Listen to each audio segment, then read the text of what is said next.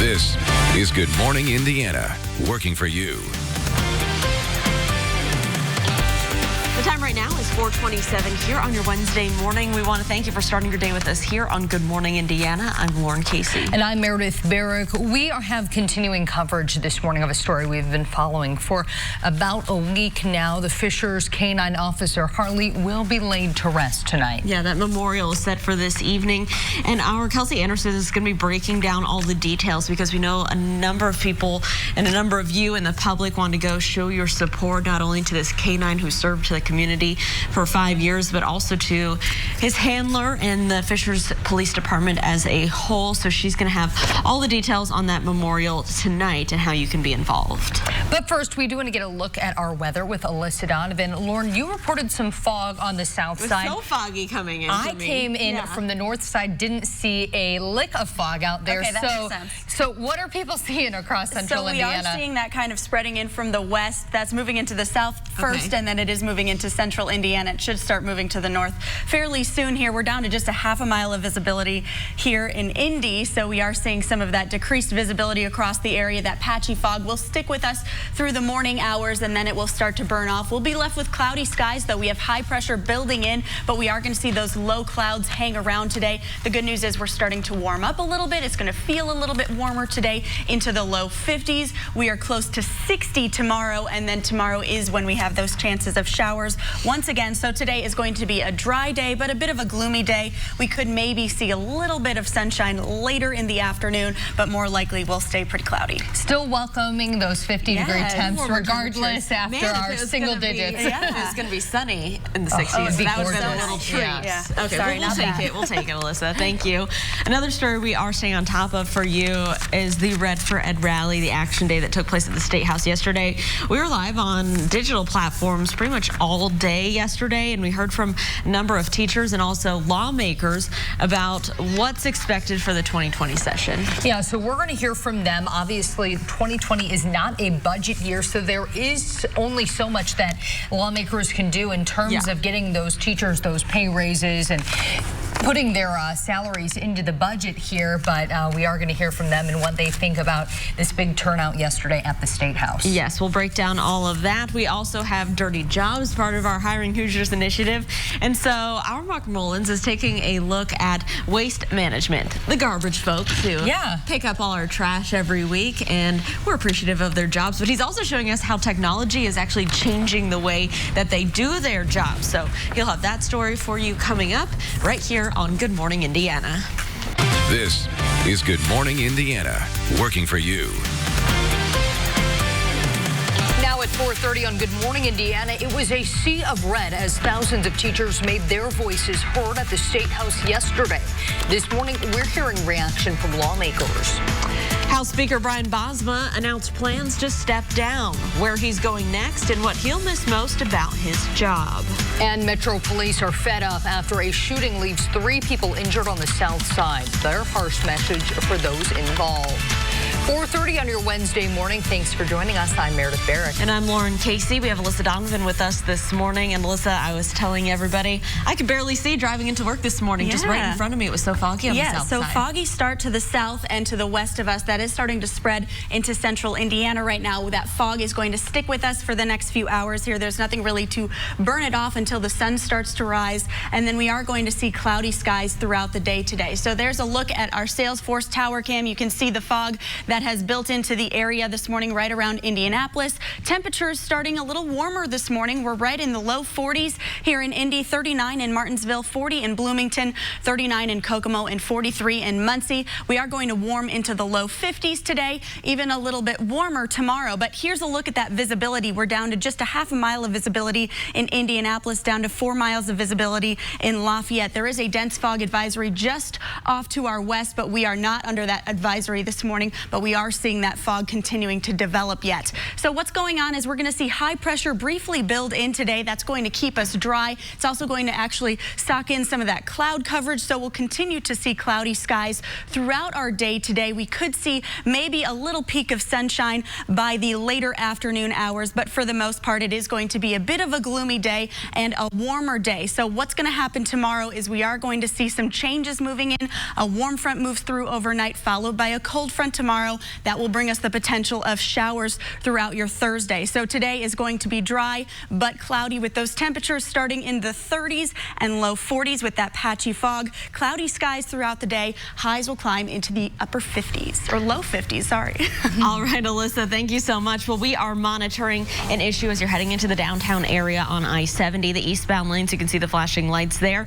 Having a little trouble with our camera, but near West Street and getting close to Meridian Street, we have a report of a car fire. It's in the left lanes, so just take it slow as you travel through that spot. Let's take a look right now over to the east side, I-465 and Washington Street.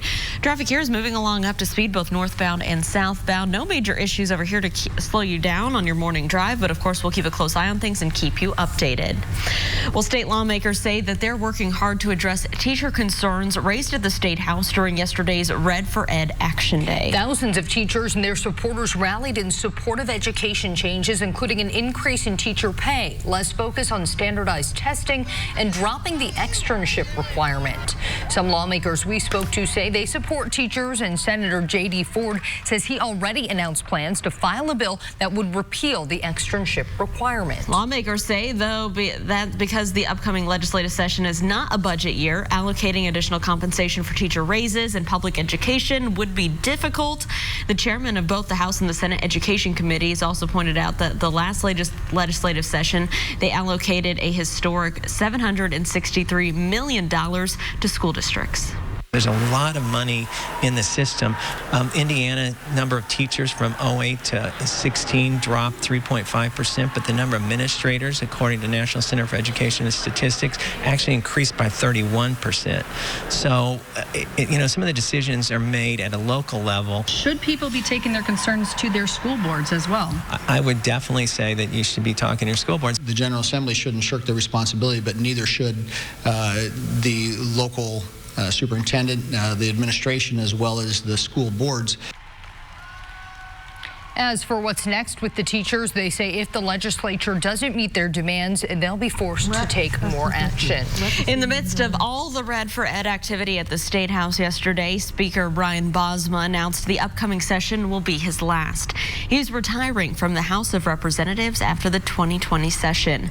Bosma has served in the legislature since 1986 and has been Speaker of the House since 2005. As for what's next, he will be the national chairman of the Republican Legislative Campaign Committee, which is an organization that helps to elect Republicans across the country. When asked about his time in office, Bosma said that it won't be a specific vote or issue that he'll remember the most, but rather the people he worked with at the State House. This is a remarkable place where we get along. We may disagree. We may disagree very much so, very strongly, but we cast a vote, we move on to the next item. House Republicans will choose a new speaker-elect who will be slated to take over the role beginning in the 2021 session. Today, Vice President Mike Pence will be in Indianapolis. He's scheduled to speak at the Strata Education Network National Symposium. The nonprofit corporation helps students transition into college, trade school, or other post-high school educational opportunities. The organization's headquarters are here in Indianapolis. This morning, we are learning more about improvements Indigo will be making along the Red Line. Call 6 Investigates first told you earlier this month about the problems with the medians on College Avenue. All of the medians will have to be removed and replaced due to the installation issues and people driving over them. Starting this week, those medians will be removed and replaced with concrete. We're told this will take 4 to 6 weeks, but all the construction will be in the bus lanes, so that will not impact traffic. And Indigo will be installing temporary battery boost chargers along the Red Line until the permanent ones are installed on the end of those lines. Call 6 Investigates also learned that once the temperatures dipped below 50 degrees, those electric buses began having some problems keeping a charge. A case of adults acting like children. That's how Metro Police are describing a shooting that happened yesterday on South Talbot Street. Investigators say it started as a prearranged fight between two groups of adults. According to officers on the scene, the fight was not supposed to involve guns, but someone brought one and opened fire. 3 people were then taken to the hospital. They are expected to survive, but the situation is a frustrating one for officers. As police officers, it makes our job tough. We go out and we try to encourage, one, outstanding behavior, and we do everything we can to, stop the violence that's on our streets. But a situation like this, how can we prevent this? How can we get ahead of this situation?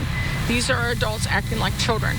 Investigators are still interviewing witnesses to figure out what led up to the fight and who is responsible for the shooting. A man who claimed he was acting in self-defense when he fired 16 shots outside of a northwestern Indiana Walmart last year has been acquitted of the most serious charges against him. 27-year-old Alex Hughes was convicted on criminal recklessness charges for September 2018 shooting in Hobart, but was found not guilty of attempted murder on 2 other charges. Authorities say Hughes shot toward a group of a rival gang member. Now, one man was shot 4 times, while another man in that group shot towards Hughes, striking a 9-year-old boy. Both victims sustained non-life-threatening injuries.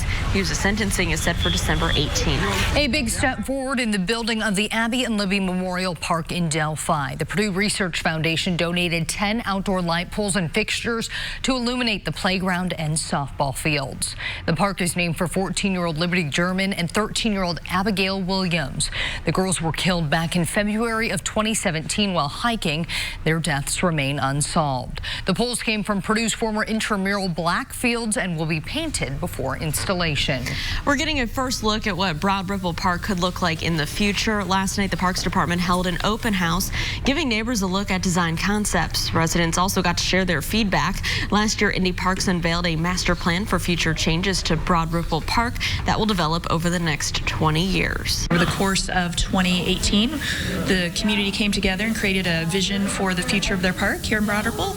And tonight we are talking about the potential future public-private partnership to build a family center with Community Health Network. The new facility will feature a larger, more versatile programming space and the opportunity for expanded class offerings. There will also be an outdoor plaza and increased green space. Today, the Plainfield Police Department is continuing its support of a 12-year-old boy who is in one of the biggest battles of his life. You may remember we told you about Jack Moon, a Plainfield student with type B non-Hodgkin's lymphoma. The Plainfield PD has rallied behind Jack and his family, and today they're teaming up with Jack's Donuts of Plainfield to host a Jack Moonstrong fundraiser. 10% of every purchase made at the store today will go to Jack and his family to help with ongoing treatment costs. Officers will also be on hand selling orange Jack Moonstrong window clings, t-shirts, and bracelets. The store is open from 5 a.m. to 9 p.m., so go out there and grab yourself some breakfast. Pete Buttigieg has gone from little-known Indiana mayor to leading the presidential race here for the Democrats. We'll take a look at how this recent momentum could help or hurt his chances in tonight's Democratic debate. A watchdog group has come out with a list of the worst toys for kids ahead of the holiday shopping season. Straight ahead, a look at some of the toys that made the list and why. Alyssa. And we are starting foggy this morning for a cloudy day. It is warmer, though, and we'll continue that warming trend tomorrow. Chances of showers are in the forecast as well. I'll break down everything you need to know coming up. Come take a test drive at Honda of Fishers. Welcome back to Good Morning Indiana. The time right now is 4:43 here on your Wednesday, and we do have a vehicle fire to show you on the maps. This may impact your drive as you're traveling eastbound into the downtown area near Meridian Street. We know at least one lane is blocked in that area, so just use caution as you're traveling past it. 4 key witnesses publicly testifying on Capitol Hill on Tuesday, 3 of which were on President Trump's call with Ukraine's president. Lieutenant Colonel Alexander Vindman, a decorated veteran and the top Ukraine expert on the National Security Council, and Jennifer Williams, an aide to Vice President Mike Pence, started off the day, both testifying that they were on the July 25th phone call and found it concerning. Vindman said he reported his concerns through proper channels, not once but twice. In the afternoon, the former U.S. Special Envoy for Ukraine, Kurt Volker, told Congress he wasn't aware the Ukraine investigations that were being demanded targeted the Bidens and the 2016 election. Up next, EU Ambassador Gordon Sondland will face lawmakers once again today to address accusations from other witnesses that contradicted his previous testimony. While much of the political world is focusing on the ongoing impeachment hearings, today top Democratic presidential candidates are going to Georgia for the 5th presidential debate. While this one will likely share some common themes we've seen in previous debates, there's a new frontrunner. South Bend Mayor Pete Buttigieg has rocketed up in recent polls, including one in Iowa showing him at the top of the pack with a double-digit double-digit lead. That newfound popularity could put a target on his back, something Senator Elizabeth Warren and former Vice President Joe Biden have already been enduring. Those three, along with Senator Bernie Sanders, make up the clear top tier of the Democratic field. South Dakota is airing a new commercial aimed at combating the methamphetamine epidemic in the state. But the campaign, called Meth, We're On It, is getting some flack online for being a little bit confusing. Take a look. I'm on meth. So am I. Meth is not someone else's problem. It's everyone in South Dakota's problem. And we need everyone to get on it. I'm on meth. The campaign was launched Monday and features a new website and billboards in addition to that ad you just saw there. South Dakota Governor Kristi Noem says she wanted this campaign to be bold and get people talking about being part of the solution, not just the problem. And with the ad going viral on its very first day, she says it's working. And it is time for weather now. Alyssa Donovan is on it. What do we have in our forecast today, Alyssa? We are seeing a foggy start today. We are seeing from our Salesforce tower cam right now just how foggy it is out there. We are down to just a half a mile of visibility in some areas. Temperatures, though, are starting a little warmer this morning. 41 right now in Indianapolis, 39 in Kokomo, 40 in Bloomington. Those temperatures are going to be a little bit warmer as we head into this afternoon. We'll climb into the low 50s and upper 40s, so just a smidge warmer than we were yesterday, and it's going to feel a little bit warmer because we are going to see those cloudy skies. So we are seeing that visibility down to just a half a mile right now in Indianapolis. Not getting a reading down in Columbus, but you can see on the map that we are seeing some of that denser fog down there, down to just 5 miles of visibility in Terre Haute and Bloomington. We are seeing this density kind of vary this morning with this visibility, so we aren't actually under an advisory right now, but just be aware you could see some of that fog as you head out the door this morning. Starting cloudy with those skies, and it's going to stay that way throughout the day. We have high pressure building in, but that's actually just going to keep those low clouds close to the surface today. So as we head out the door, we'll see those cloudy skies, temperatures in the upper 30s and low 40s across the area, and then we'll continue to see cloudy skies by the noon hour into the mid 40s. By the afternoon, that's when we could see those clouds break up just a little bit, and that's when we could see maybe a peak of sunshine by this afternoon. Temperatures into the upper 40s and low 50s. We'll continue to climb with those temperatures tomorrow. We have a warm front moving in that's associated with this low pressure system. What that's going to do is bring those temperatures up even more tomorrow. We'll be close to the 60s with those temperatures, and then we are going to see that potential of rain showers really throughout your Thursday. A cold front passes through overnight Thursday, and then we are going to see those temperatures dropping back off as we head towards the weekend, continuing to see the potential of some precipitation on Friday,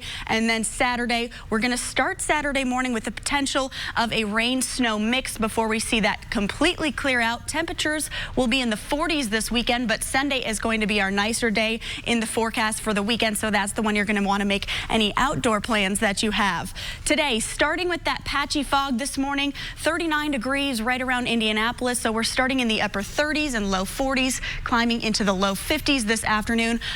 Cloudy skies, that's right about where we should be this time of year with those temperatures. Warming even more tomorrow, but that does come with that potential of rain showers throughout the day. Continuing to see a spot shower chance on Friday, and then we have that potential of a rain-snow mix Saturday morning that will clear out by the afternoon, and then Sunday's really going to be the good day in the weekend forecast with those temperatures still below average in the mid-40s, but that's when we're going to see some sunshine. All right, Alyssa, thanks so much. Let's take a look right now at your roads. This is I-465, a little west of Emerson Avenue. Traffic here is moving along just fine to the southeast. We'll continue to keep a close eye on the roads.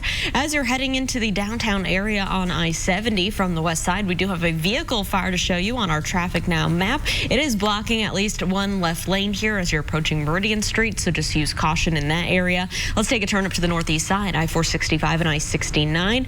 You can see traffic here is moving along just fine. Northbound and southbound, no issues to slow you down. Investigators of a deadly Southwest Airlines accident say Boeing must fix nearly 7,000 jets to prevent a repeat occurrence. The accident happened last year when part of a fan blade broke, which caused part of the engine covering to hit the side of the plane. That broke one of the windows, causing the cabin to quickly lose pressure. The crew was able to land the plane, but the woman sitting next to that window was killed. Investigators say the crack wasn't detectable, so no one even even knew there was a risk of something like this happening. Still, they recommended Boeing redesign that part of the plane to keep this from ever happening again. With the holidays right around the corner, a group that studies toy safety has released their list of worst toys of the year. World Against Toys Causing Harm, or WATCH, says between 2015 and 2017, there were an estimated 250,000 toy-related injuries and 37 toy-related deaths to children under the age of 15. They say some so-called toys are mistaken for the real thing, and that can pose a threat to children. Some toys topping the worst list are the Nerf Ultra 1, Spike the Fine Motor Hedgehog, Bunchum's Bunch and Build, Nickelodeon's Frozen Treats Slime, and Power Rangers Electronic Cheetah Claw.